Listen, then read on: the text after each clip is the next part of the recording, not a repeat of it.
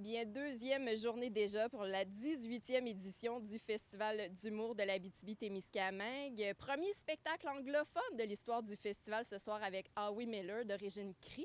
Et puis Étienne Langevin, que j'ai rencontré pour vous d'ailleurs, que je vous présente à l'instant. Mais avant de poursuivre, je dois dire que le beau piano qui est décoré derrière moi est l'œuvre de l'artiste qui a aussi fait les décors du Festival d'humour, Christian Ponton.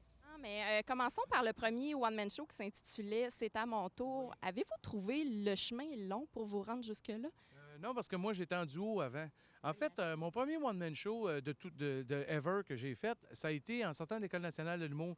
J'ai fait un one-man show qui s'intitulait Un bonheur pour emporter, s'il vous plaît. Et je suis tombé malade. Fait que j'ai pas pu continuer ma série de spectacles. Puis après ça, bon, ben, ça a tombé à l'eau, tout ça. Et là, j'ai embarqué en duo avec François Valade dans les machines de l'humour. Parce que c'est lui qui m'avait en fait sauvé la vie quand j'étais tombé malade. Fait que c'est pour ça que j'ai arrêté ma carrière solo. Je l'ai pris sous mon aile. On a commencé à faire de l'humour ensemble. Puis ça a donné un beau trip de 6 ans. Ça a duré 6 ans de temps. Puis une de nos dernières représentations, ça s'est fait à l'Olympia de Paris. Là. Donc c'était vraiment agréable là, si on veut, comme ride. T'sais. Parce que vous écrivez pour plusieurs autres humoristes. Je me demandais, est-ce que ça vous est arrivé de vous sentir dans l'ombre, un peu comme une femme d'époque qui écrit sous un nom d'emprunt? Comme Georges Sand. Non, non, non, non, non, non, non, non.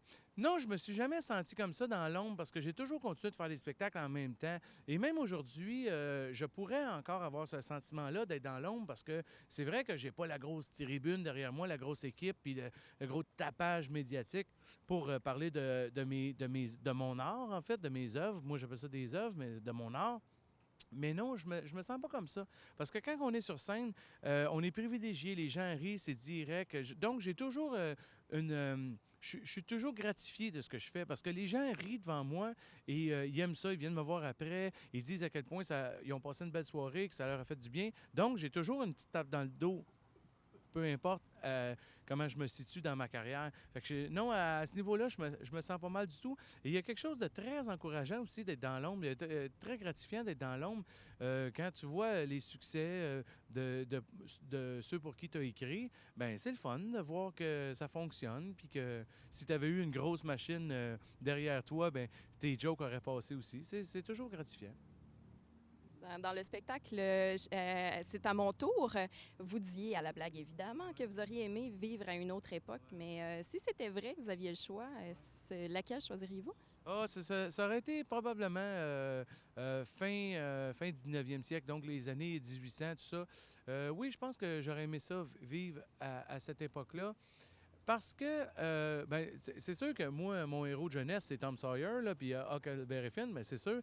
Il y avait quelque chose, je sais pas, je trouvais ça...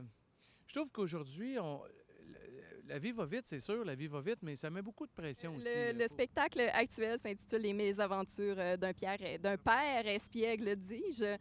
Quel bagage un père espiègle lègue-t-il à sa progéniture pour le futur? Bien ça, j'en parle souvent avec mes enfants. Tu sais, comme, admettons, j'essaie souvent de leur demander qu'est-ce que vous allez vous rappeler de moi, comment j'étais ou tout ça, tu sais.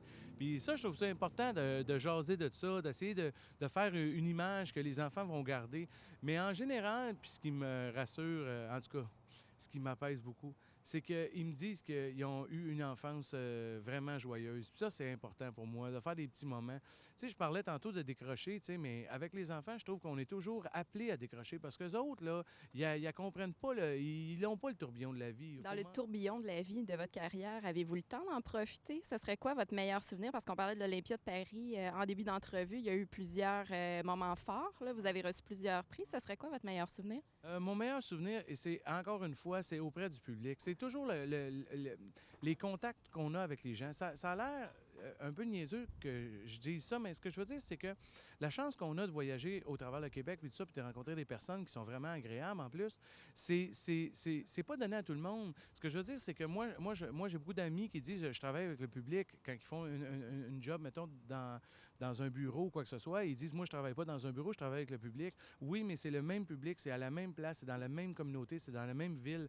Moi, la chance que j'ai, c'est de voyager, de voir d'autres paysages, de voir d'autres mentalités, de voir des gens qui décrochent, de voir des gens qui s'impliquent, de voir des... C'est ça qui est merveilleux, je te dirais. Eh bien, Madame Biguet lève son verre de houblon, la comique brassée par la microbrasserie Le Prospecteur de Val-d'Or en l'honneur du Festival d'humour de l'Abitibi-Témiscamingue.